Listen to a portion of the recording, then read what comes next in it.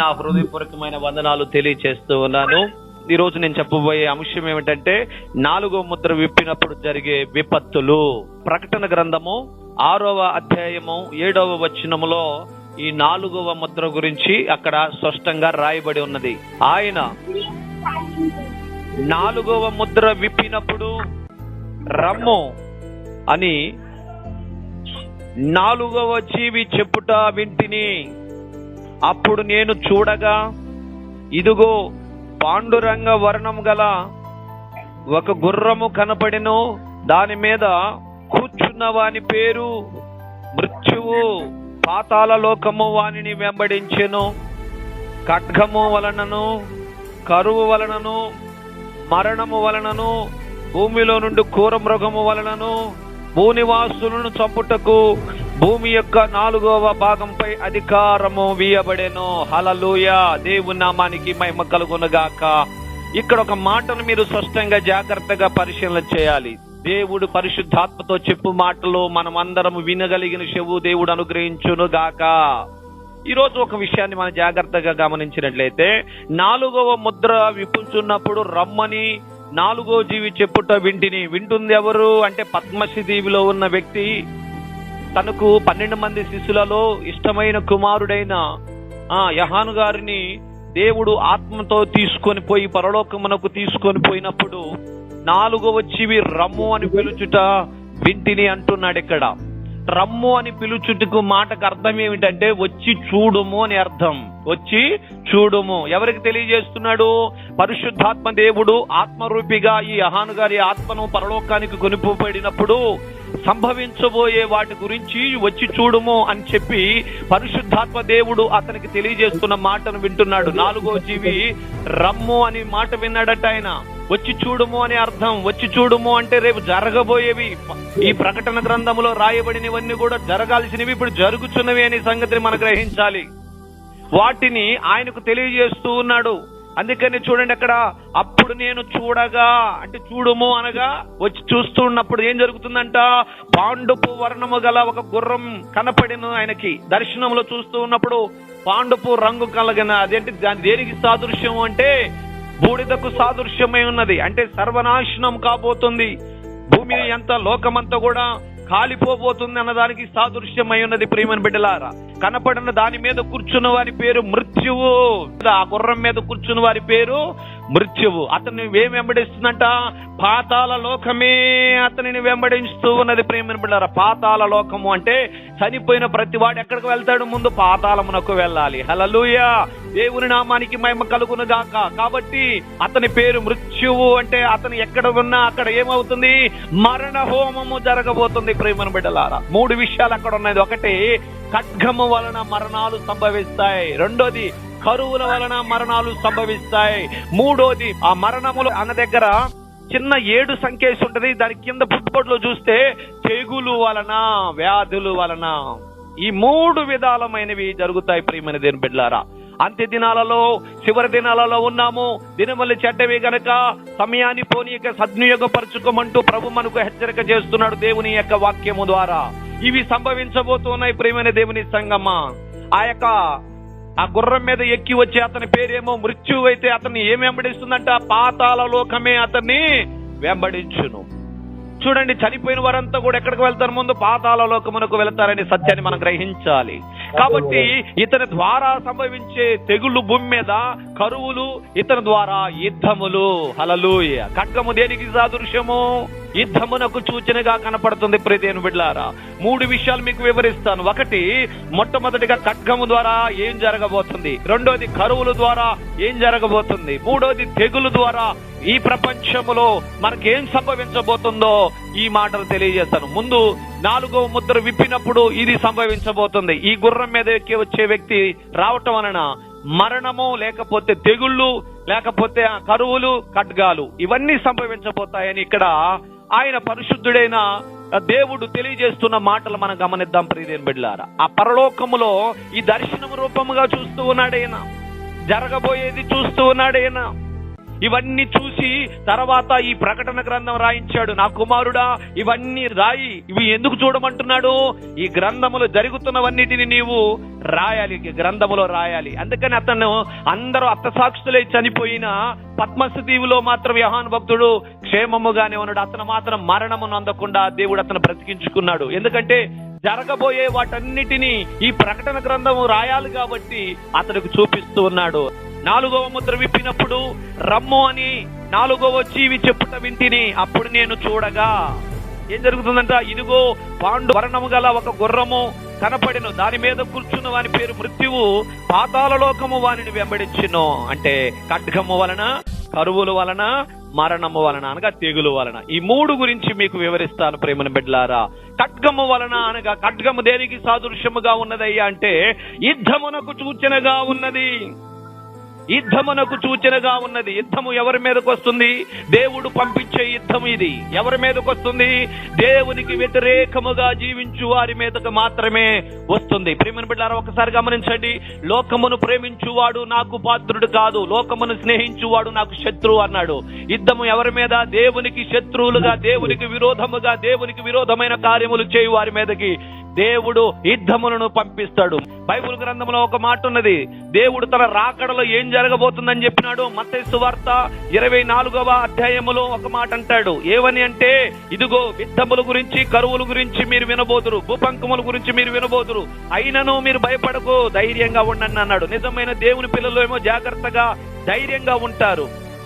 మీకు నేను తెలియజేస్తున్నాను. మత్తయి సువార్త 24వ అధ్యాయము 3వ వచనం. ఆయన ఒలీవ కొండ మీద కూర్చుండినప్పుడు శిష్యులు ఆయన వద్దకు ఏకాంతంగా వచ్చి, ఇవి ఎప్పుడు జరుగును? ఈ రాకడకు యుగ సమాప్తికి సూచనలు ఏమని మాతో చెప్పమని. యేసు వారు తెట్టను, ఎవడు మిమ్మను మోసపరచకుండా చూసుకునిడి. అనేకులు నా పేరిట వచ్చి నేనే క్రీస్తని చెప్పి పలువురిని మోసపరచుదురు. మీరు యుద్ధముల గురించి, యుద్ధ సమాచారముల గురించి వినబోదురు. మీరు కలవరపడకుండా చూసుకునండి అన్నాడు. హల్లెలూయా. ఖడ్గము అనగా దేనికి సాదృశ్యము? యుద్ధమునకు సాదృశ్యము. దేవుడు ఈ భూమి మీదకి యుద్ధమును పంపించబోతున్నాడు. ప్రియమైన దేవుని బిడ్డలారా, జాగ్రత్తగా గమనించండి. ఆ యుద్ధము ఎవరిదయ్యా అంటే మనుషులది కాదు. మనుషులకును దేవునికి యుద్ధము జరగబోతున్నదండి. హల్లెలూయా. గట్టిగా. ఇప్పటి వరకు భూమి మీద ప్రపంచంలో మనమే అనేకమైన యుద్ధములు చూసాము. ఏమిటది? మనుషులకు మనుషులకు, దేశం మీదకి దేశము, రాజ్యం మీదకి రాజ్యం లేవటం చూసాము. యుద్ధములు జరగటము, మనుషులు నశించిపోవటం చూసాము. ఇప్పుడు యుద్ధము ఎవరిదో తెలుసా? ఎవరికో తెలుసా? మనుషులకును దేవునికి యుద్ధము. అంటే మనుషుడు దేవుని మీద యుద్ధం చేసి గెలవగలడా? ఒక్కసారి మీరు ఆలోచించాలి. ఆ మనుషులు కూడా ఎవరో దేవునికి వ్యతిరేకముగా జీవించే వారి మీదకినే కానీ దేవునికి అనుకూలముగా జీవించే వారి మీదకి ఆయన ఎలాంటి యుద్ధము లేదు. దేవుడు ఏమని చెప్తున్నాడు? లోకమును ప్రేమించువాడు, లోకమును స్నేహించువాడు నాకు శత్రువు అవుతాడని దేవుని యొక్క వాక్యం చాలవేస్తూ ఉంది. ఎవరైతే దేవుణ్ణి విడిచిపెట్టి లోకానుసారమైన నేత్రాశ, శరీరాశ, జీవపడమ్మము కలిగి లోకములో ఉన్న వాటిని అనుసరిస్తూ దేవునికి లోబడకుండా, దేవునికి భయపడకుండా, దేవునికి విరోధమైన కార్యములు చేస్తూ దేవుని చిత్తమును పక్కన పెట్టి తమ ఇష్టమును నెరవేర్చుకుంటూ ఎవరైతే జీవిస్తున్నారో వారి మీదకి దేవుడు పంపించబోతున్నాడు యుద్ధము. హల్లెలూయా. దేవుని నామానికి మహిమ కలుగును గాక. ఆయన పంపించే యుద్ధము, ఆయన ఆయుధాలు ఏంటో తెలుసా? ఆయన ఆయుధాలు ఏంటి చెప్పండి? మన ఈ మధ్య పంపించాడు మిడతలనే ఆయుధం. ఆయన ఆయుధాలు ఏంటి చెప్పండి? ఆయన దేవుడు యుద్ధం చేయాలనుకుంటే ఆయన ఏం పంపిస్తాడు? ప్రకృతిని ఆయుధముగా వాడుకుంటాడు, వర్షాన్ని ఆయుధముగా వాడుకుంటాడు, మిడతలను ఆయుధముగా వాడుకుంటాడు. ఇంకా మనం చూస్తే అగ్నిని ఆయుధముగా, నీరుని ఆయుధముగా వాడుకుంటాడు. ఇంకా మనం చెప్పుకుంటూ పోతే చాలా ఉన్నాయి ప్రియమైన దేవుని బిడ్డలారా. కాబట్టి ఈ రోజు మనం నేర్చుకోవాల్సిన ఆత్మీయ పాఠం ఏంటంటే, ఆ టైములలో దేవుని బిడ్డలైన వారు మాత్రము ధైర్యముగా ఉండండి, కలవరపడకండి అంటున్నాడు. మత్తయి సువార్తలో ఇప్పుడు మనం చదువుకున్నాం. యుద్ధముల గురించి, యుద్ధ సమాచారాల గురించి మీరు వినబోదురు, కానీ మీరు కలవరపడకండి. నా బిడ్డలైన వారు మీరు ధైర్యంగా ఉండండి. ఎందుకని ఎవరి మీదగా యుద్ధం వస్తుంది? దేవునికి వ్యతిరేకంగా జీవించు వారికి, దేవునికి లోబడే వారికి కాదు. ఆ యుద్ధము ఎవరిది? యెహోవాదే యుద్ధము. ఎవరికి యుద్ధం జరుగుతుంది? మనుషులకును దేవునికి జరుగుతున్న యుద్ధం ఇది. కాబట్టి ఆ యుద్ధములో ప్రియమైన బిడ్డలారా అనేక ప్రజలు ఆ ఖడ్గముతో కూలిపోతారు, నశించిపోతారు. దేవుని ఉగ్రతకు తాళలేక చాలా మంది నశించిపోతారు. ఆ గుర్రం మీద వచ్చే అతని పేరేమిటంట? మృత్యువు.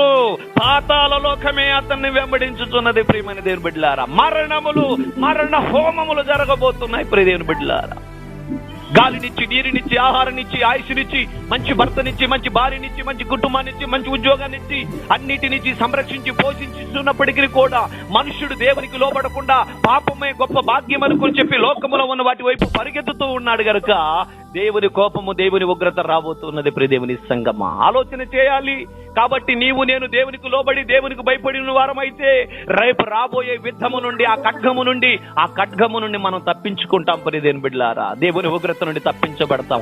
అందుకని దేవుని వాక్యం ఏమని చెలవు చేస్తుంది? అసలు ఆ ఖడ్గమునకు సూచన ఏమిటో ఇప్పుడు మీకు తెలియజేస్తాను. హెచ్కేల గ్రంథం 14:17 నేను అట్టి దేశం మీదకి యుద్ధము రప్పించి ఖడ్గమును పిలిచి నీవు ఈ దేశమునందు సంచరించు మనుషులను పశువులను నిర్మూలము చేయమని ఆజ్ఞ ఇచ్చిన ఎడల ఎవరు పిలుస్తున్నారు ఖడ్గముని? జాగ్రత్తగా గమనించి, ఈ దేశమును నాశనమును చేయమని నేను ఆ ఖడ్గమునకు ఆజ్ఞ ఇచ్చాను అంటున్నాడు. ఎవరిని నాశనమును చేయుటకు?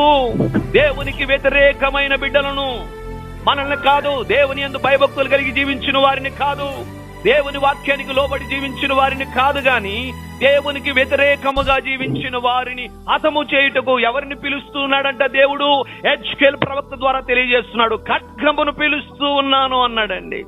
మీకు తెలుసా, బైబిల్ గ్రంథములో ఒక మాటను మీరు గమనించినట్లయితే, బిలాము ఇశ్రాయేలు ప్రజలను చెప్పించుటకు, దేవునికి వ్యతిరేకమైన కార్యములు చేయుటకు, బాలాజు రాజు ఇస్తానన్న ఆ బహుమతులను ఆశించి దేవునికి వ్యతిరేకమైన కార్యమును చేయడానికి వెళుతూ ఉన్నప్పుడు సంహార దూతను పంపించాడు ఖడ్గమునిచ్చి.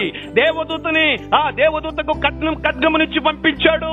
అతని మార్గములో దేవదూత ఖడ్గం పట్టుకొని ఏం చేస్తానని అంటున్నప్పుడు, గాడిద తెలుసు కదండి, పిరకడు గడ్డి వేస్తే బకెట్ నీళ్లు పెట్టిన విశ్వాసముతో ఆ గాడిద ముందు అడుగు వేయకుండా ఆగినప్పుడు, బిలాము ఆ గాడిదను కొట్టి హింసించినప్పుడు దేవుడు గాడిదకు నోరిచ్చి ఈ పైనున్న గాడిదకు బుద్ధి చెప్పించినట్లు మనం చూస్తూ ఉన్నాం. హల్లెలూయా, దేవుని నామానికి మహిమ కలుగును గాక. దేవునికి వ్యతిరేకముగా జీవించువాడు క్రైస్తవుడు కావచ్చు, క్రీస్తు నమ్మిన వాడు కావచ్చు, ఒకవేళ సేవకుడు కావచ్చు, విశ్వాసి కావచ్చు, ఎవరైతే దేవునికి వ్యతిరేకంగా జీవిస్తారో వారికి ఆ ఖడ్గము వ్యతిరేకంగా పనిచేస్తుంది. మనమందరము దేవునికి లోబడి దేవునికి భయపడి దేవుని చిత్తానుసారంగా జీవించేవారుగా ఉండాలని మీ అందరికీ మనవి చేస్తున్నాను. ఇప్పుడు ఆ ఖడ్గమును ఎవరు పిలుస్తున్నారంట? 4వ ముద్ర విప్పినప్పుడు ఆ గుర్రం మీద వచ్చే వ్యక్తి ఖడ్గం పట్టుకొని వస్తాడని మనం చూసాం. ఏమి జరగబోతుందంటే అక్కడ ఖడ్గమును ఎవరు పిలిచారంట? 17 నేను అట్టి దేశం మీదకి, నాకు వ్యతిరేకమైన దేశం మీదకి యుద్ధమును రప్పించి ఖడ్గమును పిలిచి నీవు ఈ దేశమునందు సంచరించి మనుషులను పశువులను నిర్మూలము చేయమని దానికి నేను ఆజ్ఞ ఇచ్చుచున్నాను. ఆ ఖడ్గానికి ఆజ్ఞ ఇచ్చుచున్నాను అంటున్నాడు. ఆ ఖడ్గం ఎవరో మీకు తర్వాత నేను వివరిస్తాను. ప్రియదేవుని బిడ్డలారా, ఆ ఖడ్గానికి ఏమని ఆజ్ఞ ఇస్తున్నాడంట? మనుషులను పశువులను హతము చేయమని నేను ఖడ్గానికి ఆజ్ఞ ఇస్తూ ఉన్నాను అన్నాడు. ప్రియదేవుని బిడ్డలారా, దేవుని యొక్క ఉగ్రతను భూమి మీదకు పంపిస్తున్నాడు. తన దూతలను పంపిస్తున్నాడు. మరణ దూతను, సంహార దూతను ఆనాడు ఐగుప్తు దేశం మీదకు పంపించినట్లుగా పంపించబోతున్నాడు. అందుకని దేవుని వాక్యం చలవిస్తూ ఉన్నది. జాగ్రత్తగా మనం ఆలోచన చేస్తే ఈ 4వ ముద్ర విప్పినప్పుడు జరగబోతున్న సంభవం, గుర్రము అనగా దేనికి సాదృశ్యం? గుర్రం కూడా యుద్ధమునకు సూచనే. ఖడ్గము దేనికి సూచనగా ఉంది? యుద్ధమునకే సూచనగా ఉంది. ఎవరి మీదకి యుద్ధం జరగబోతుంది అంటే దేవునికి వ్యతిరేకమైన ప్రజల మీదకి జరగబోతుంది అనే విషయాన్ని ఇంకొక రెఫరెన్స్ మీకు చూపిస్తాను. ఇర్మియా గ్రంథము 21వ అధ్యాయము 9వ వచనాన్ని మీరు చూడండి. ఈ పట్టణములో నిలుచువారు కత్తి వలన గాని, క్షామము వలన గాని, తెగులు వలన గాని సచ్చెదరు. మేలు చేయుటకు కాదు, కీడు చేయుటకే నేను పట్టణమునకు అభిముఖుడనైతిని గనుక విరోధినైతిని. జాగ్రత్తగా ఆలోచన చేయాలి. నేను మేలు చేయుటకు కాదు, కీడు చేయుటకే. చాలా మంది ఏమనుకుంటున్నారంటే యేసయ్య చాలా క్షమిస్తాడులే, మనల్ని పర్లేదు అనుకుంటున్నారు. నిజంగా మనల్ని రక్షించడానికి గొర్రెపిల్లగా వచ్చాడు. రెండవ రాకడలో శిక్షించటానికి కొదము సింహముగా రాబోతున్నాడు. హల్లెలూయా. ఇది అనుకూలమైన సమయము ప్రియ సహోదరి సహోదరుడా. ఇది మనకు మేలు కలిగే సమయము. ఈ మేలు ఎవరు? యెహోవాని నమ్ముకునట మేలు అని బైబిల్లో రాయబడింది. ఆయన మాటల ప్రకారం ఇప్పుడు మనం నడుచుకుంటే రేపు అంత్య దినాలలో మనకు మేలు కలుగుతుంది, లేదా మేలుకు ప్రతిగా కీడు సంభవించబోతుంది. జాగ్రత్త. హల్లెలూయా. ఇక భూమి మీద మేలు అనేది జరగదు. దేవుని వలన ఏ మేలు నీకు ఆ రోజున జరగదు. ఎందుకని? ఇంత గొప్ప రక్షణ మనం నిర్లక్ష్యం చేస్తే రేపు ఎలాగూ తప్పించుకుంటాము దేవుని ఉగ్రత నుండి, దేవుని యొక్క ఖడ్గము నుండి మనం ఎలాగూ తప్పించుకుంటాం. ఖడ్గము వలన హతులు కాకుండా ఉండుటకు దేవుడు ముందుగా తెలియజేస్తూ ఉన్నాడు. ప్రదేని బిడ్డలారా, జాగ్రత్త పడండి. ఇప్పటికైనా మీరు లోబడండి అని దేవుని యొక్క వాక్యం చదివిస్తూ ఉన్నది. ఈ పట్టణంలో నిలుచువారు కత్తి వలన, మనం ఇప్పుడు చదువుకుంటుంది ఏమిటి? 3 విషయాలు చెప్తాను. 1 ఖడ్గము వలన, 2 కరువు వలన, 3 తెగులు వలన. ఆ గుర్రం మీద వచ్చేవాని పేరు మృత్యువు, అతని వెంట పాతాళపు లోకమే వెంబడిస్తున్నదేట. అంటే మరణాలే, అతని అడుగుపెట్టిన ప్రతి స్థలములో మరణాలే సంభవిస్తాయి. ఇక మేలు లేదు, అక్కడ కీడే సంభవించబోతుంది. అంత్య దినాలలో మేలు అనేది చూడలేము. ఇప్పటికే మనం చూస్తున్నాం, గుండెలు బగలు కొట్టుకుంటున్నాం. బయటికి వెళ్దామంటే భయం, కరోనా వ్యాధితో భయముతో చచ్చిపోతున్నాం. ఇప్పటికే ఎవరితో మాట్లాడాలన్నా, ఎక్కడికి పోయి కూర్చోవాలన్నా, ఏ ఊరు వెళ్ళాలన్నా, ఏ గ్రామం వెళ్ళాలన్నా ఎలాంటి భయముతో అల్లాడిపోతున్నాం. అలాంటి మరణ దూత మృత్యువు ఈ లోకములోకి భూమి మీదకి రాబోతున్నాడు. తల్లిగారి ద్వారా దేవుడు వాక్యం ద్వారా మాట్లాడుతున్నాడు. నా కుమారుడా, నా కుమార్తె, ఇదిగో ఎవరి ప్రార్థన వారికి కావాలి. మరణ దూత భూమి మీదకి వచ్చింది అన్నాడు. హల్లెలూయా. గట్టిగా. మరణ దూత భూమి మీద తిరుగుచున్నది. ఎవరైతే ప్రార్థనా పరులుగా, ఎవరైతే దేవుని యందు భయభక్తులు కలిగి, ఎవరైతే వాక్యానుసారంగా నీతిగా యథార్థంగా పరిశుద్ధంగా బ్రతుకుతారో వారందరూ ఖడ్గము వలన, కరువుల వలన, తెగులు వలన ఏ హాని జరగకుండా క్షేమముగా తప్పించుకుంటారు.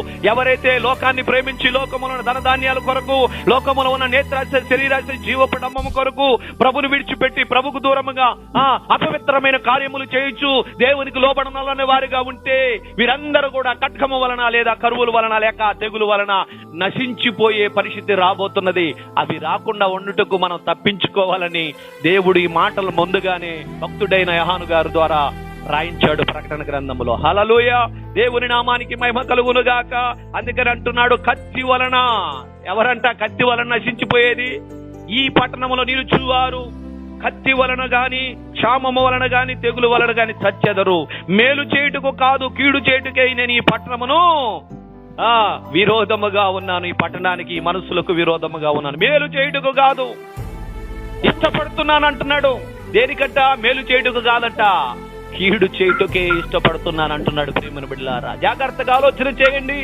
ఈ ఖడ్గము వలన అనేకమైన మరణాలు సంభవించబోతున్నాయి. యుద్ధమునకు చూచిన మనం చూసాం, భూమి మీద చాలా యుద్ధాలు చూసాం, కానీ ఈ యుద్ధము మాత్రము ఎవరిది? యెహోవాది అయ్యున్నది. ప్రియమైన బిడ్డలారా, నీవు దేవుని యందు భయభక్తులు కలిగి ఉంటే ఒకవేళ దేవుడు నీ పక్షాన్ని యుద్ధము చేస్తాడు. ఎవరైనా శత్రువులు నీ మీద యుద్ధం చేసినప్పుడు ఆయన నీ పక్షమును యుద్ధం చేసి నీకు జయమును కలగజేస్తాడు. గాని దేవుడికే నువ్వు శత్రువు అయితే ఇంక నీ పక్షమును నిలబడి నీకు జయమును కలగజేసేది ఎవరు? యుద్ధము నుండి నిన్ను తప్పించే నాదుడు ఎవరు? నీ బంగారము, నీ ఎండి, నీ బంధువులు, నీ స్నేహితులు ఎవరైనా దేవుని ఉగ్రత నుండి తప్పించగలరా? దేవుని యొక్క కోపము నుండి ఎవరైనా విడిపించగలరా? ఒక్కసారి మీరు ఆలోచించుకోవాలని దేవుని పేరిట మనవి చేస్తూ ఉన్నాను. ప్రేమ బిడ్డలారా, ఇప్పుడు ఆ ఖడ్గం ఎవరు అనేది మీకు తెలియజేయాలి. ఖడ్గమునకు నేను పిలిపి ఇచ్చినానంటున్నాడు కదా. అసలు ఆ ఖడ్గం ఎవరు అంటే ప్రకటన గ్రంథం 2:12 ఒక్కసారి చూడండి. పెర్గములో ఉన్న సంఘపు దూతకు ఇలాగు వ్రాయము, వాడి అయిన 2 అంచులు గల ఖడ్గము గలవాడు చెప్పు సంగతులేమనగా. ఖడ్గము గలవాడు ఎవరా? ఖడ్గము గలవాడు 2 అంచుల ఖడ్గము వాక్యము. వాక్యం అంటే అర్థం ఏమిటి?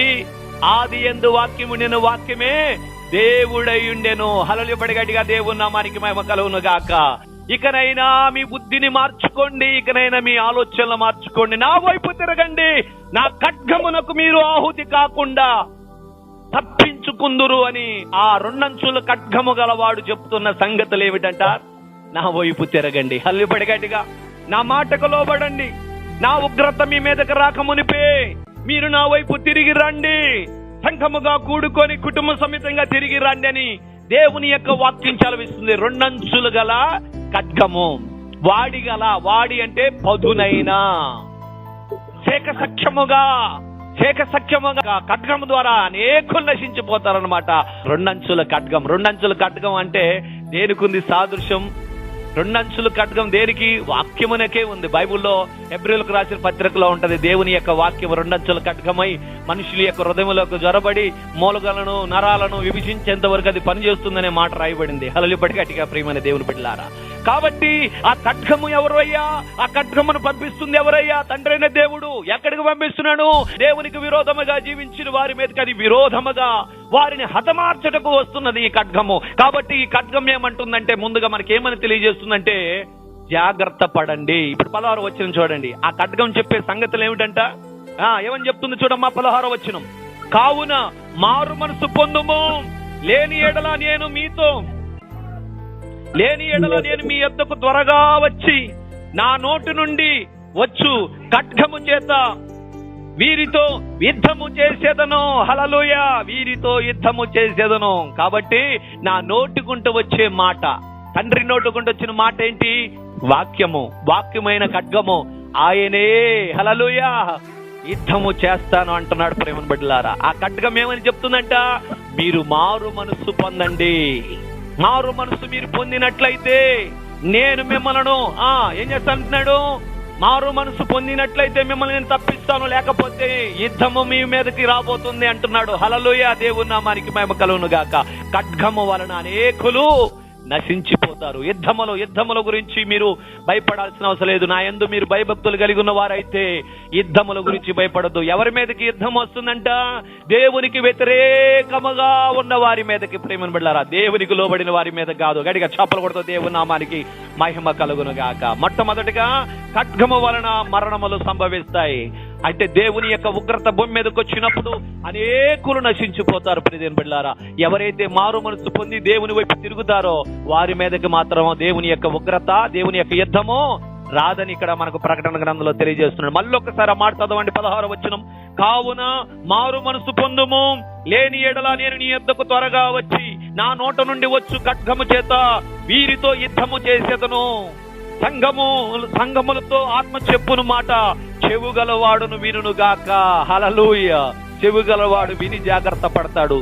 వినగలిగిన చెవు నీకు లేకపోతే ప్రభువా నీ మాటలు విని నీ మాటల ప్రకారం నడుచుకునే చెవు నాకు దయచే ప్రభువా అని నువ్వు అడుగు. ప్రియమైన దేవుని సంగమా, ఎవరి మీదకి ఆ ఖడ్గం వస్తుందంట? ఎవరి మీదకి యుద్ధం వస్తుందంట? మారు మనసు పొందకపోతే, దేవునికి లోబడకపోతే, దేవునికి వ్యతిరేకమైన కార్యములు చేయవారు వాటిని విడిచిపెట్టకపోతే ఈ యొక్క ఖడ్గము వలన 4వ ముద్ర విప్పినప్పుడు ఆ గుర్రం మీద వచ్చే మృత్యువు పాతాళము వెంబడించే వ్యక్తి వచ్చినప్పుడు ఆ ఖడ్గమునకు వారు ఆహుతి అవుతారు. ప్రియమైన దేవుని బిడ్డలారా, యుద్ధము యెహోవాదే. ఆ యుద్ధము నుండి నిన్ను తప్పించేవాడు ఎవడో లేడు. మనుషులు యుద్ధము జరుగుతుంటే ఒకవేళ తప్పించుకోగలవేమో గాని దేవుడే యుద్ధమునకు ముందుగా మనుషుల మీదకి యుద్ధానికి వస్తే దేవుని చేతిలో నుండి, ఆ దేవుని యుద్ధములో నుండి ఎవరు జయించగలరో ఒక్కసారి మీరు ఆలోచించాలని దేవుని పేరిట మనం చేస్తున్నాను. ఆ ఖడ్గము వలన మనము నశించిపోకుండా ఉండాలంటే ఏం చేయాలంటున్నాడు? మారు మనసు పొందాలి అంటున్నాడు. ప్రియమైన దేవుని బిడ్డలారా, నెక్స్ట్ 2వ మాటను మీకు వివరించాలని ఆశపడుతూ ఉన్నారు. 2వ మాట కరువులు. 2వ మాట ఏమిటంట? కరువులు. ఆ కరువుల గురించి మాట్లాడదాం జాగ్రత్తగా కొన్ని విషయాలు. హెచ్కేలు గ్రంథము 14వ అధ్యాయము 13వ వచనాన్ని మీరు చదవండి. ఎలాంటి కరువులు సంభవించబోతున్నాయి భూమి మీద? మనం చూసినంత వరకు చాలా కరువులు వచ్చాయి. బైబిల్ గ్రంథంలో కూడా భక్తులు ఉన్నప్పుడు ఎన్నెన్నో గొప్ప కరువులు వచ్చాయి. ఈ రాకడలో మాత్రం వచ్చే కరువులు భయంకరమైన కరువులు. అవి ఏమిటంట? ఎలాంటి కరువులు అంటే మనిషిని పీక్కొని తినేబోయే రోజులు రాబోతున్నాయి. హల్లెలూయా. జాగ్రత్త పడాలి ప్రియ దేవుని సంఘమా. దేవుని యొక్క వాక్యం చలవిస్తుంది. చూడండి, హెచ్కేలు గ్రంథము 14వ అధ్యాయము 13వ వచనాన్ని మీరు చదవండి. నరపుత్రుడా, ఏ దేశమైతే విశ్వాసఘాతకమై నా దృష్టికి పాపము చేసినదో దానికి నేను విరోధినై ప్రాణాధారమగు ఆహారము లేకుండా చేసి కరువును పంపించి మనుషులను పశువులను నిర్మూలము చేసేదను. హల్లెలూయా. పంట పండితే మన కడుపు నిండుతుంది. అలాగనే ఆ పంట పండిన తర్వాత ఆ మిగిలిన చెత్త అయితే పశువులకి ఆహారంగా మారుతుంది. అవునా కాదా? పంటే పండకపోతే మన కడుపు నిండేది ఎట్లా? పశువుల కడుపు నిండేది ఎట్లా? ఒడ్లున్నాయి, ఒడ్లు మనము ఆహారంగా తీసుకుంటున్నాము, ఆ ఒర్రి చెత్తను మన గేదెలకు లేక మన ఆవులకు పశువులకు ఆహారంగా వేస్తూ ఉన్నాం. అవునా కాదా? దేవుడు కరువు రప్పించినప్పుడు మనుషులు పశువులు అంటే ఆహారం లేక పశువులు చనిపోతాయట, అలాగనే ఆహారం లేక మనుషులు చనిపోతారట. ఎవరు వారు చనిపోయేవారు అని ఆలోచన చేస్తే బైబిల్ తెలియజేస్తూ ఉన్న మాట, ఏ దేశమైతే విశ్వాసఘాతకమై నా దృష్టికి విరోధముగా పాపము చేస్తుందో దానికి నేను విరోధిని, హల్లెలూయా, దానికి నేను శత్రువుగా ఉన్నాను అంటున్నాడు. అందరికీ కాదు, ఎవరైతే దేవుని దృష్టికి విరోధముగా పాపం చేస్తారో, ఏ దేశమైతే, ఏ పట్టణమైతే, ఏ రాష్ట్రమైతే, ఏ జిల్లా అయితే, ఏ గ్రామం అయితే, ఏ మండలం అయితే, ఏ ఇల్లు అయితే, ఏ మనిషి అయితే దేవునికి వ్యతిరేకముగా పాపము చేస్తాడో వారికి నేను విరోధిని అన్నాడు. దేవునికి లోబడే వారికి కాదు, దేవుని మాట చొప్పు నడుచుకునే వారికి కాదు. అలాంటి కరువుల్లో వారిని ఎలా పోషిస్తాడు చెప్పండి? అలాంటి కరువులలో దేవుడు వారిని ఎలా పోషిస్తాడట? బైబిల్లో రాయబడింది, కరువులో నేను వారిని సజీవులుగా కాపాడుదునని బైబిల్లో రాయబడింది. హల్లెలూయా. కరువులు వచ్చినప్పుడు దేవుడు చాలా మంది భక్తులు కాపాడాడు. ఏలియా కాలంలో 3.5 సంవత్సరాలు వర్షం కురవకున్నప్పుడు దేవుడు వారిని ఎలా పోషించాడు? శారాపతి గ్రామంలో ఎదవరాలను బిడ్డను ఎలా పోషించాడు? ఏలియాని కాకోలతో ఆహారం పెట్టి ఎలా పోషించాడు? అలాగనే దేవుడు నిజమైన దేవుని బిడ్డలు భూమి మీద కరువు సంభవించినప్పుడు, ఆహారం ఎక్కడ దొరకనప్పుడు, గింజైనను దొరకనప్పుడు, కనీసం ఒక మొక్కైనను దొరకనప్పుడు, ఒక ముద్ద ఆహారమైనను దొరకనప్పుడు సజీవులుగా కాపాడుటకు మనల్ని దేవుడు సజీవంగా కాపాడు. మన దేవుడు సజీవుడు. గట్టిగా చప్పట్లో దేవుని నామానికి మహిమ కలుగునుగా. ఐగుప్తు నుండి పాలు తేలు ప్రవహించు కానాను దేశానికి ఇశ్రాయేలు ప్రజలు వస్తుంటే పరలోకములో దేవదూతలు తినే మన్నాను కురిపించి వారికి ఆహారం తీర్చలేదా? ఆహారం పెట్టి వారి కడుపు నింపలేదా? పూరేడు పెట్టెలిచ్చి వారికి ఆహారం పెట్టలేదా? దాహము నల్లాడుతుంటే బండలో నుండి జీవ జలపు ఒట్టలిచ్చి వారికి దాహం తీర్చలేదా? ఆ అంత్య దినాలలో దేవుని ఉగ్రత వచ్చినప్పుడు భూమి మీద కరువు వచ్చి ఎక్కడా గింజలు దొరకక, ఎక్కడ ఆహారం దొరకని పరిస్థితుల్లో బహు కరువు వచ్చినప్పుడు, మనకొచ్చే కరువులన్నీ సాధారణమైనవి, చిన్నవే. ఒక ప్రాంతంలో కరువు వస్తే ఇంకో ప్రాంతంలో పోయి బ్రతుకుతున్నాం. అర్థమవుతుందా? అప్పుడు వచ్చే కరువు ఎలాంటిదో తెలుసా? ప్రపంచ దేశములంతటి మీదకి రాబోతుంది ఆ కరువు అండి. అలాంటి భయంకరమైన కరువు వచ్చినప్పుడు మన పరిస్థితి ఎలా? ఏంది నీ బ్రతుకుతాం? ఒక్కసారి ఆలోచించాలి. ఎండి బంగారములు తిని బ్రతుకుతారా? కూడబెట్టుకున్న ఎండి బంగారములు ఏమైనా తిని బ్రతుకుతారా? ఏం చేస్తారు? ఆ రోజు వారు ఎండి బంగారములు వారి యొక్క త్రోవలో పారబోసి దీనివల్ల ఏమి ప్రయోజనం లేదని అందరు కాళ్ళతో తొక్కుతారంట. హల్లెలూయా. దేవుని ఉగ్రత దినమందు తమ ఎండి బంగారములు వారి తప్పించలేవని దేవుని యొక్క వాక్యం చదివిస్తూ ఉన్నది. ప్రియ దేవుని బిడ్డలారా, ఆలోచించండి. అలాంటి భయంకరమైన కరువు రాబోతున్నది. మనుషులను పశువులను నిర్మూలము చేయబోతున్నానన్నాడు. ఎందుకని? ఏ దేశమైతే నాకు విశ్వాసఘాతకమై నాకు విరోధముగా పాపము చేయుచున్నదో దానికి నేను విరోధినై మనుషులను పశువులను నిర్మూలము చేస్తానంటున్నాడు. అలాంటి టైములో ఎక్కడ ఆహారం దొరకపోతే ఏమంటారో తెలుసా? అల్లారు ముద్దుగా పెంచుకున్న బిడ్డలను, 9 నెలలు గర్భములో మోసిన బిడ్డలను ఈ రోజు మీ బిడ్డను వండుకొని తిందాము, రేపు మా బిడ్డను వండుకొని తిందామనే పరిస్థితి రాబోతుంది. అంత భయంకరమైన కరువు రావటానికి కారణం మనుషులు దేవునికి విశ్వాసఘాతకుల విరోధముగా పాపము చేయిస్తున్నారంట. అలాంటి కరువు రాబోతుంది. అలాంటి కరువులో నిజమైన దేవుని బిడ్డలను ఎలా పోషిస్తాడో తెలుసా? బైబిల్లో ఒక మాట రాయబడి ఉంది. నీటి కాలవన ఏరును నాటబడిన చెట్టు వలె ఆకు వాడక తన కాలమందు ఫలమిస్తాడంట. ఇర్మియా గ్రంథము 17వ అధ్యాయము 7వ వచనాన్ని ఒక్కసారి మీరు చూడండి. యెహోవాని నమ్ముకున్నవాడు ధన్యుడు, యెహోవా వానికి ఆశ్రయముగా ఉండును. వాడు జలముల వద్ద నాటబడిన చెట్టు వలె ఉండును. అది కాలవల ఓరవన దాని వేళ్లు తన్నును. మెట్ట కలిగినను దానికి భయపడదు.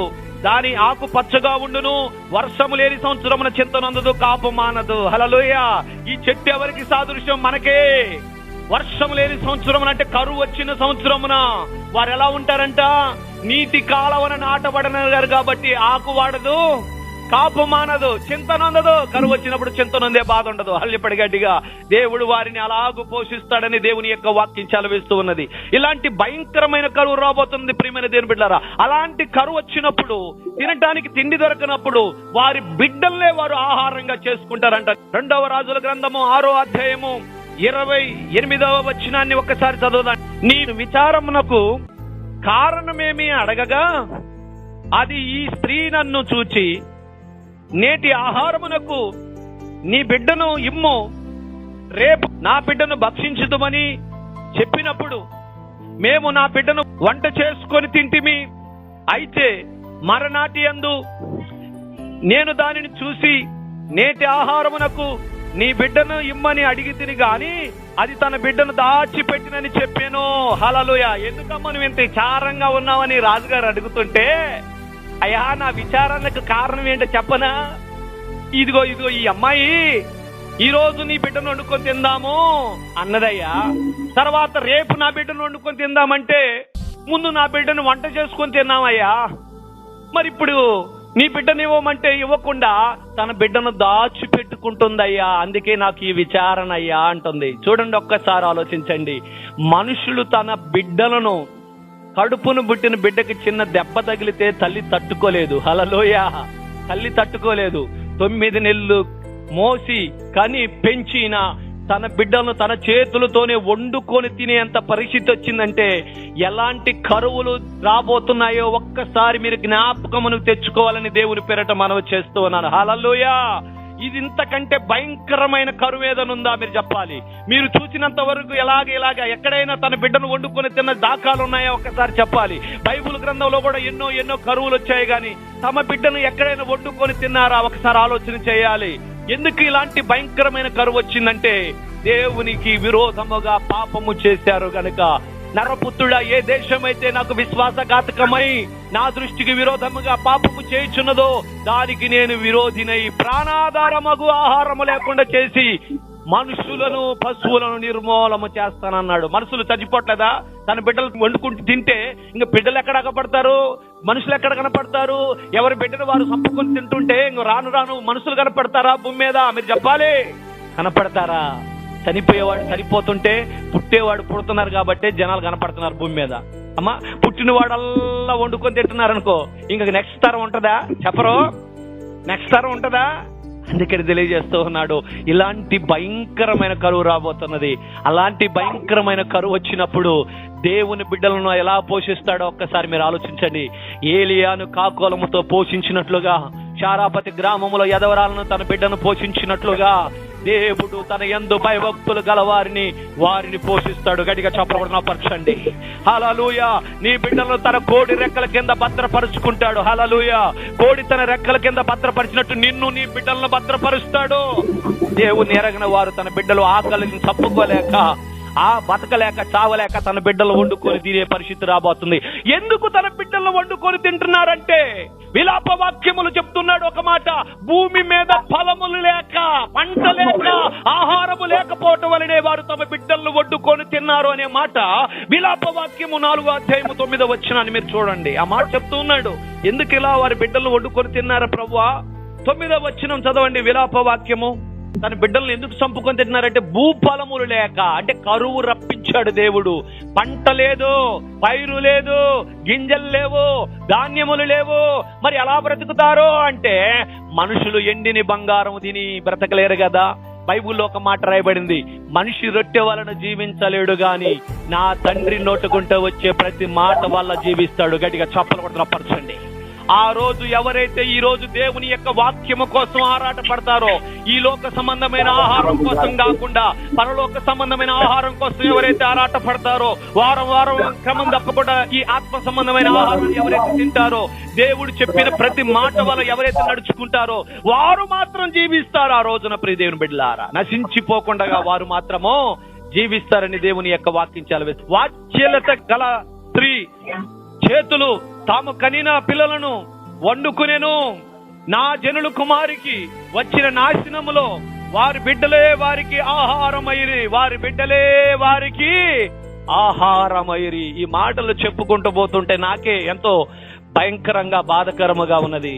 9 నెలలు గర్భములో మోసి కని పెంచి తన బిడ్డలను ఈ రీతిగా వండుకొని తినాల్సినంత భయంకరమైన కరువులు రాబోతున్నాయి. ఈ ప్రకటనలో మీరు చదువుకున్నప్పుడు కరువు అనగానే ఏముందిలే కరువు అంటే ఇలాంటి కరువు వస్తుందలే మామూలుగా సాదాసీదంగా అనుకుంటున్నాను. మీరు మనుషుల్నే పీక్కొని తన బిడ్డల్నే వండుకొని తినే అంత కరువు రాబోతుంది. ప్రియమైన బిడ్డలారా, ఎక్కడ చూసినా కరువే కాదు, ఆహారమే కాదు, నీరు కూడా దొరకదు. హలో చెప్పండి గట్టిగా. మీరు అనుకుంటున్నారా నీరు సమృద్ధిగా దొరుకుతుంది. ఆహారం లేకపోతే నీళ్ళను తాగి బతుకుతుంది అనుకుంటున్నారా? నీరు కూడా దొరకదు. ఒకవేళ దొరికినా అవి చేదుగా మారుతాయి, ఒకవేళ దొరికినా అవి రక్తంగా మారుతుంది. నేను చూసారు లేదు వాట్సాప్ లో లేకపోతే ఫేస్బుక్ లోనూ కొన్ని జరిగినాయి. ఏంటో తెలుసా? ఒక సరస్సు ఉంది. ఆ సరస్సు నీళ్లు ఎప్పుడు పచ్చగా ఉంటాయంట నీళ్లు, కానీ ఈ మధ్య రంగు మారింది, ఎర్రగా మారినాయి అంట. అర్థం కాక శాస్త్రవేత్తలు వాళ్ళందరూ కూడా నెత్తిని తలను బాదుకుంటున్నారు. ఇదేంటి ఈ సరస్సులో నీళ్లు ఎప్పుడు, అంటే సరస్సు అంటే తెలుసు కదండి మీకు, ఏదన్నా సముద్రం లేకపోతే చిన్న చిన్న కాలువలు లేకపోతే ఏదో ఒకటి, వాటిలోనంట నీళ్లు ఎప్పుడు పచ్చగా ఉండే నీళ్లు, లేకపోతే పచ్చ రంగులో ఉండే నీళ్లు, ఆకుపచ్చ రంగులో ఉన్న నీళ్లు ఇప్పుడు గులాబీ రంగులో ఎరుపుగా మారిపోయినాయంట నీళ్లు. దేవుడు బైబిల్లో రాయించాడు, ప్రకటన గ్రంథంలో నీళ్లు రక్తముగా మారబోతున్నాయి. హల్లెలూయా. ఆహారం లేక ఒక పక్క చనిపోతుంటే దాహము, నీళ్లు లేక కూడా చనిపోతారంట. ఆ మాట నేను చెప్పే మాట కాదు ప్రియమైన బిడ్డలారా. చూడండి ప్రకటన గ్రంథం 8:10 వచ్చిన చదవండి. 3వ దూత బూరబూదినప్పుడు మండుచున్న ఒక పెద్ద నక్షత్రం ఆకాశం నుండి రాలి నదులు 3వ భాగం మీద నీటి బుగ్గల మీద పడెను. ఆ నక్షత్రమునకు మాసపత్రి అని పేరు. అందువలన నీళ్ళల్లో 3వ భాగము మాసపత్రి అయ్యును, అనగా నీళ్లు చేదైనందున వాటి వలన మనుషులలో అనేకులు చచ్చిరి. ఈ మాటకు అర్థం ఏంటో తెలుసా? తాగినా చస్తారు, తాగపోయినా చస్తారు. మీరు చెప్పండి. ఇంకా గొంతెండిపోతుందని ఒకవేళ ఆ నీళ్లు తాగారనుకో చచ్చిపోతారు. ఈ నీళ్లు తాగితే చచ్చిపోతామని తాగకుండా ఉన్నారనుకో గొంతెండి చచ్చిపోతారు. ఎలాగైనా చచ్చిపోతారు. కావాల్సిందేంటి? ఎలాగైనా చచ్చిపోతారు. అది మరణ హోమం. ప్రేమ బిడ్డలారా, ఆలోచన చేస్తున్నారా? భయంకరమైన కరువులు రాబోతున్నాయి, జాగ్రత్త. దేవుడు తన బిడ్డలకు ఎలాగా చేదు కలిగిన ఈ నీళ్లను తాగి చనిపోకుండా దేవుడు వారి జీవజలపు ఊటనిస్తాడు. వారి యొక్క నోటిలో జీవజలపు ఊటను పుట్టిస్తాడు. గట్టిగా చప్పట్లు కూడా దేవుని నామమున పరచండి. బండలో నుండి నీళ్ళు ఇచ్చి తాపినట్లుగా ప్రియమైన బిడ్డలారా, దేవుడు ఎడారిలో సెలయేర్లు పుట్టించి తాగించి బ్రతికించినట్లుగా నిజమైన దేవుని బిడ్డలు అలాగూ చనిపోకుండా, ఆ నీటి ద్వారా నీరు లేకుండా నీరు తాగి చనిపోకుండా వారిని దేవుడు బ్రతికించుకుంటాడు, నిజమైన దేవుని బిడ్డల్ని. అలా చెప్పడు గట్టిగా. దేవుని నామానికి మహిమ కలుగును గాక. మనం చూస్తున్నాం ఆహారం లేక కరువు, నీళ్లు లేక కరువు. ఏమైతుందంట? నీళ్లు చేదుగా మారతాయంట. ప్రియమైన బిడ్డలారా, చేదుగా మారితే తాగితే బ్రతుకుతామా? బ్రతకలేము. అందుకని దేవుడు తెలియజేస్తున్నాడు, నీవు ఇలాంటి భయంకరమైన కరువులు రాకమునిపే నా యొద్దకొస్తే నీ యొక్క హృదయంలో జీవజలపు ఊటను పుట్టిస్తాను అంటున్నాడు. ప్రియమైన దేవుని బిడ్డలారా, ఎలాగునూ మనం బ్రతకాలో ఒక్కసారి ఆలోచించండి. ఇవి చదువుతున్నప్పుడు గుబులు భయము రేగుచున్నది. ఈ మాటలు ధ్యానిస్తూ ఉన్నప్పుడు వింటున్న మరి మీ జీవితంలో ఎలా ఉందో నాకైతే తెలియదు, కానీ వీటిని చదువుతున్న ప్రతి వారికి గుండెల్లో గుబులు భయము రగులుతున్నది. కాబట్టి అలాంటి పరిస్థితులు మనకు వచ్చినప్పుడు దేవుడు ఎక్కడ చుక్క నీళ్లు లేకుండా చేసినప్పుడు, ఒకవేళ నీళ్లు ఉన్నా అవి రక్తంగా మారి లేకపోతే చేదుగా మారి తాగటానికి వీలు పడినప్పుడు మనుషులు తాగినా చనిపోతారు, తాగకపోయినా చనిపోతారు. అలాంటి టైంలో దేవుడు జీవజలపు ఊటనిచ్చి మనల్ని బ్రతికిస్తాడు. దేవుని నామానికి మహిమ కలుగును గాక. 3వది తెగులు వలన. ఆ తెగులు ఎలాంటి భయంకరమైన తెగులు రాబోతున్నాయో మీకు నేను తెలియజేయబోతున్నాను. తెగులు ద్వారా జరిగే మరణ హోమం ఏంటంటే, సరైన వైద్యము లేక, సరైన మందు లేక ఆ తెగులు ద్వారా చనిపోతారు. ఇప్పటికే కరోనా వ్యాధికి మందు కనిపెట్టడానికి ఎన్నాళ్ళు పట్టిందండి, ఇంకా రాలా. ఇంకా వస్తుందో రాదో కూడా తెలియదు. ఇప్పటికీ పేషెంట్లు ఎక్కువైపోతున్నారు. ఎక్కడ చూసినా మనిషి యొక్క భయం ఏమిటో, కరోనా వ్యాధి ఎవరిలో ఉందో, ఒక్కరి ద్వారా వస్తే వేల మందికి అది సంక్రమిస్తూ ఉంది. ప్రేమను బిళ్ళరా, అనేకులకు అది స్ప్రెడ్ అయిపోతుంది, తిరిగిపోతుంది. ఎంతమంది ఉంటే అంతమందికి వెళ్ళిపోతుంది. ఇలాంటి భయంకరమైనవి, ఇది కాదు ఇలాంటి అంటే భయంకరమైన తెగులు రాబోతున్నాయి. చదవండి ఆ మాట. ఎహెజ్కేలు 14:19. అట్టి దేశములోనికి పంపి మనుషులను పశువులను నిర్మూలమగుటకై ప్రాణహాని కరమగునంతగా నేను నా రౌద్రమును కుమ్మరించిన ఎడల అయితే నేను ఉగ్రత దినమందు నా యొక్క తెగులును ఆ భూమి మీదకి, ఆ దేశం మీదకి, నేను ఆ ప్రపంచాల మీదకి నేను పంపించినప్పుడు ఎవరైతే నోవాకుల నీతిగా ఆ తరములో కనపడతారో వారు రక్షించబడతారు. ఎవరైతే ఏబులా నీతిగా ఉంటారో వారు రక్షించబడతారు. ఎవరైతే దానియేలులా నిర్దోషంగా ఉంటారో వారు రక్షించబడతారని చెప్పటానికి ఆ 3 పేర్లు అక్కడ రాయించాడు. గట్టిగా చప్పలు కూడా నాపరచండి. దేవునామానికి మహిమ కలుగును గాక. ఆ తెగుల నుండి వారు మాత్రమే తప్పించబడతారని దేవుడు తెలియజేస్తూ ఉన్నాడు. ప్రియమైన బిడ్డలారా, భయంకరమైన తెగులు రాబోతున్నాయి భూమి మీదకి. హల్లెలూయా. భయంకరమైన చీడలు రాబోతున్నాయి. ఆ చీడలను బాగు చేయడానికి ఏ ఫెసిలిటీ లేడు, ఏ మంచి డాక్టర్ లేడు. ఎక్కడ పోతావు, ఏ డాక్టర్ దగ్గరికి వెళ్తావు, నీవు చేయదగిన మందు లేదట, చికిత్స లేదంట దానికి, ఆ రోగానికి, ఆ వ్యాధికి. ప్రియమైన బిడ్డలారా, అలాంటి భయంకరమైన తెగులు రాబోతున్నాయి. దేవుడు పంపించబోతున్నాడు. ప్రకటన గ్రంథము 11వ అధ్యాయం 6వ వచనంలో భూమి మీదకి అలాంటి తెగులు వచ్చిన టైంలోనంట దేవుని గురించి సాక్ష్యం ఇవ్వటానికి ఇద్దరు వస్తారంట. వాళ్ళు నోటిగుంట అగ్నిని కురిపిస్తారట, వాళ్ళు నీటిని రక్తంగా మార్చేస్తారట, వారు అనేకమైన తెగులను పుట్టిస్తారంట. వాళ్ళు ఇద్దరు సాక్షులు భూమి మీదకి రాబోతున్నారు. ఆ ఇద్దరు గురించి కొంచెం వివరిద్దాము. ప్రకటన గ్రంథం 11వ అధ్యాయము 6వ వచనం. దేవుని యొక్క నామానికి మహిమ కలుగును గాక. తాము ప్రవచింపు దినములను వర్షము కురవకుండా ఆకాశము మోయుటకు వారికి అధికారము కలదు, మరియు వారికి ఇష్టమైనప్పుడల్లా నీళ్లు రక్తముగా చేయుటకును నానా విధములైన తెగులతో భూమిని బాధించుటకును వారికి అధికారము కలదు. భూమిని బాధించుటకు. భూమిని అంటే భూమినా? దేశం అంటే మట్టి కాదో, దేశం అంటే మనుషులు. ఎవరిని బాధించడానికి? భూమినా మనుషులనా? మనుషులను బాధించడానికి వచ్చారట. ఇద్దరు సాక్షులు వచ్చారట. ఆ ఇద్దరు కావాలనుకున్నప్పుడల్లా నీటిని రక్తంగా మార్చగలరంట, కావాలనుకున్నప్పుడల్లా వర్షాన్ని ఆపేయగలరంట, కావాలనుకున్నప్పుడల్లా వారి నోటి నుండి అగ్నిని కురిపించి మనుషులను నాశనము చేయగలరంట. చూసారమ్మా, తెగుళ్ళు చేత ఎలాంటి నానా విధమైన అన్నాడు. నానా విధమైనది ఒక తెగులు కాదు, డాక్టర్లకు అర్థము కాని తెగుళ్ళు. హల్లిపడి గట్టిగా. డాక్టర్లకు అర్థము కాని తెగులు, నానా విధములైన తెగులుతో బాధిస్తారంట. ఈ ఇద్దరు ఎవరయ్యా అంటే ఎవరు గుర్తొస్తున్నారు మీకు? ఈ ఇద్దరు సాక్షులు ఒక్కసారి చెప్పాలా? ఇద్దరిలో మీకు ఎవరు గుర్తొస్తున్నారు బైబిల్ గ్రంథంలో? నాకైతే ఒకరు మోషే గుర్తొస్తున్నారు, ఒకరు ఏలియా గుర్తొస్తున్నారు. హల్లిపడి గట్టిగా. అదెట్ట చెప్పగలవన్నా నీవంటే, ఏలియా భూమి మీద ఉన్నప్పుడు ప్రార్థించినప్పుడు, బయలు ప్రవక్తల దగ్గర ప్రార్థించినప్పుడు ఆకాశము నుండి అగ్నిని కురిపించింది ఎవరు? ఏలియా ప్రార్థించగా ఆకాశము నుండి అగ్ని దిగి వచ్చింది. గట్టిగా చప్పలు కొట్టండి. మరి ఇంకొక వ్యక్తి మోషే అని ఎలా గుర్తు చేయగలవన్నా అంటే, మోషే ఐగుప్తు మీదకి తెగులు పంపించేటప్పుడు మోషే ప్రార్థన చేస్తేనే నానా విధమైన తెగులు ఐగుప్తు మీదకి వచ్చాయి.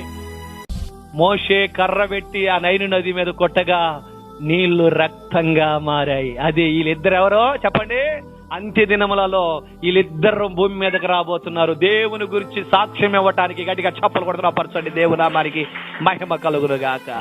వీళ్ళిద్దరు వచ్చినప్పుడు నానా విధములైన తెగుళ్ళు భూమి మీదకి రాబోతున్నాయి. ఐగుప్తు దేశం మీదకి ఏ విధంగా దేవుడు నానా విధములైన తెగుళ్లను పంపించాడో, ఆయన కాలములో ఆ ఇద్దరు సాక్షులు భూమి మీదకి వచ్చినప్పుడు వారి నోటి నిండా అగ్ని కూడా వస్తుందంట. 5వ వచనం చదవయ్యా. ఎవడైనను వారికి హాని చేయి ఉద్దేశించిన ఎడల వారి నోటి నుండి అగ్ని బయలు వెళ్ళి వారి శత్రువులు దహింపచేయును గనుక ఎవడైనను వారికి హాని చేయి ఉద్దేశించిన ఎడల అలాగును వాడు చంపబడవలెను. తాము ప్రవచించి దినములు వర్షము కురవకుండా ఆకాశమును మోయుటకు వారికి అధికారం. అంటే ఏలియా ఎవరుంటది? ఏలియా మన వంటి స్వభావం గలవాడే. ఏలియా ప్రార్థన చేస్తే 3.5 సంవత్సరాలు వర్షము ఆగిపోయింది. ఏలియా ప్రార్థన చేస్తే ఆకాశము నుండి అగ్ని కురవబడింది. అగ్ని కురవబడి ఆ యొక్క దహించబడింది. ఏమిటి తెలుసా? కట్టెల మీద పెట్టిన ఆ ఎడ్ల మాంసము, కందకములో ఉన్న నీళ్లు దహించబడ్డది ఆనాడు. హల్లెలూయా గట్టిగా. ఈయన ఎవరయ్యా? మొదట ఈ సాక్షి ఎవరయ్యా అంటే ఏలియా. ఆయన చేసిన అద్భుతాలు రాయించాడు. రెండోది, నానా విధములైన తెగులను నీటిని రక్తంగా మార్చగలిగే శక్తి వారికి ఉందంటే ఈ రెండో వ్యక్తి ఎవరయ్యా అంటే మోషే. మోషే కూడా ఐగుప్తు దేశం మీదకి ప్రార్థన చేయగా నానా విధములైన తెగులు వచ్చాయి. మోషే ప్రార్థన చేసినప్పుడు ఏం జరిగిందో తెలుసా? నీళ్లు రక్తముగా మారినాయి. హల్లెలూయా గట్టిగా. నైలు నదిలో నీళ్లు తాగుతారు వాళ్ళు ఐగుప్తీయులు.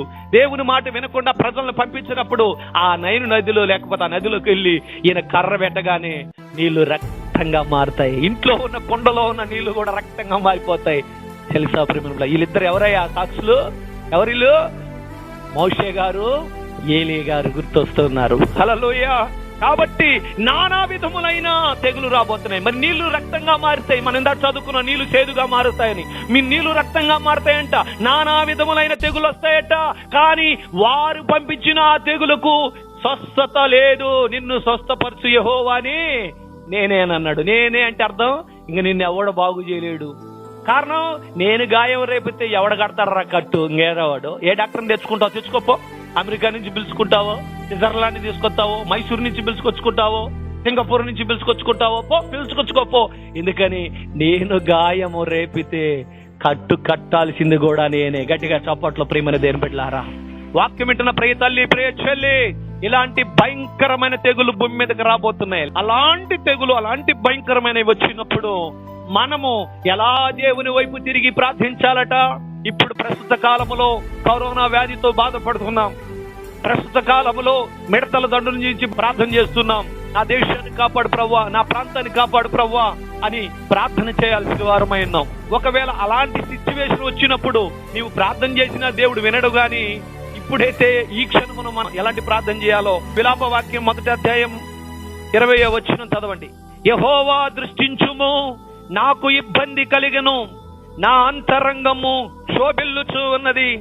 నేను చేసిన గొప్ప ద్రోహమును బట్టి నా గుండె నా లోపల కొట్టుకోనుచున్నది. వీధులలో ఖడ్గము జన నష్టము చేయుచున్నది. ఇండ్లలో నా మరణకరమైన వ్యాధులున్నవి. నేను నిట్టూర్పు విడుచుట విని నన్ను ఆదరించు వారు ఒక్కడును లేకపోయెను. ఇక్కడ ఒక మంచి విషయాన్ని మనకు విలాప వాక్యం ద్వారా ఇర్మియా ప్రవక్త రాయించిన మాట చూద్దాం. యెహోవా దృష్టించుము, నాకు ఇబ్బంది కలిగెను. ఒక పాట రాశాడు భక్తుడు, నాకైతే అది పూర్తిగా రాదు గాని, దేవా దృష్టించు మా దేశం, నశించు దానిని బాగు చేయుము. ఈరోజు మనము కూడా మన దేశం నశించిపోయే స్థితిలోకి వచ్చింది. భయంకరమైన తెగులుతో ఉన్నది. ప్రేమను బిళ్ళారా, ఇక్కడ భక్తుడు ఒక మాట రాస్తున్నాడు చూడండి. యెహోవా దృష్టించుము, నాకు ఇబ్బంది కలిగెను, నా అంతరంగము శోభిల్లుచూ ఉన్నది. నేను చేసిన గొప్ప ద్రోహమును బట్టి నా గుండె నా లోపల కొట్టుకునుచూ ఉన్నది. వీధులలో ఖడ్గము జన నష్టము చేయుచున్నది.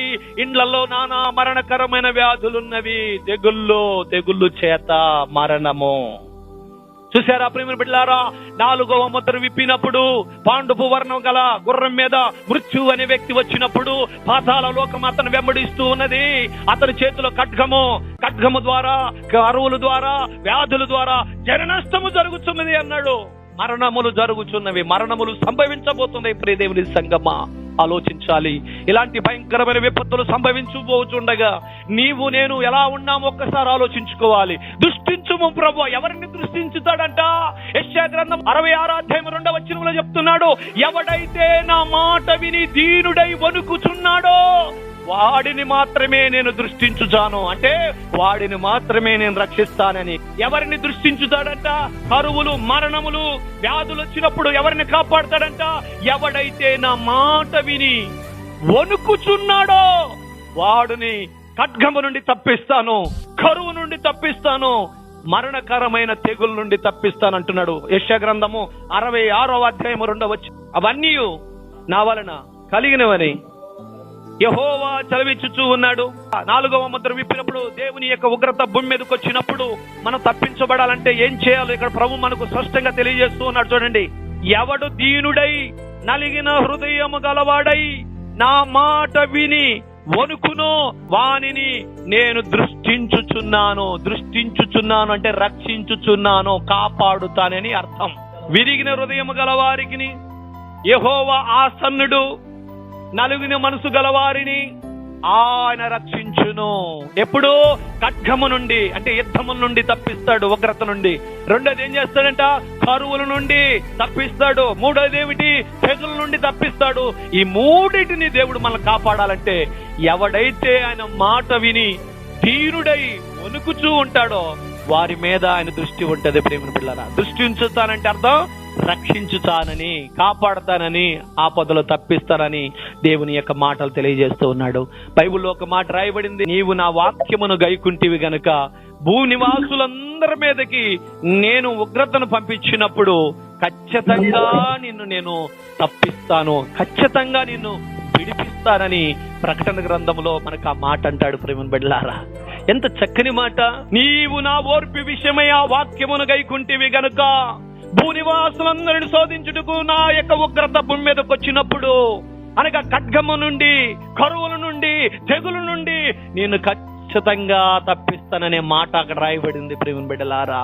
కాబట్టి వాక్యం వింటున్న నీ నా జీవితంలో ఒక్కసారి ఆలోచించు. దేవుని ఉగ్రత మన మీదకి రాకమునిపే దేవుని యందు భయభక్తులు కలిగి మారు మనసు పొంది బాప్తిసము తీసుకొని క్రమం తప్పకుండా దేవుని యొక్క మాటలు వింటూ దేవుని యొక్క సన్నిధికి వస్తూ నీవు నీ కుటుంబము రక్షించబడాలి, తప్పించబడాలి అంటే నీవు చేయాల్సింది దేవుని మాట విని దీనుడివై వణుకుచు ఆయనకు లోబడి జీవించు. రేపు రాబోయే విపత్తుల నుండి, రాబోయే తెగుల నుండి, రాబోయే శోధన నుండి, ఖడ్గం అనగా యుద్ధము నుండి, కరువులు అనగా ఆహారము లేని టైంలో పోషిస్తాడు, తెగులు అనగా మందులే లేని టైంలో నిన్ను స్వస్థపరిచి బాగు చేసుకుని బ్రతికించుకుంటాడు. ఈ మాటలన్నీ కూడా దేవుడు మనందరి వినికిడిలో దీవించునుగాక. ఈ కొద్ది మాటలు దేవుడు దీవించునుగాక.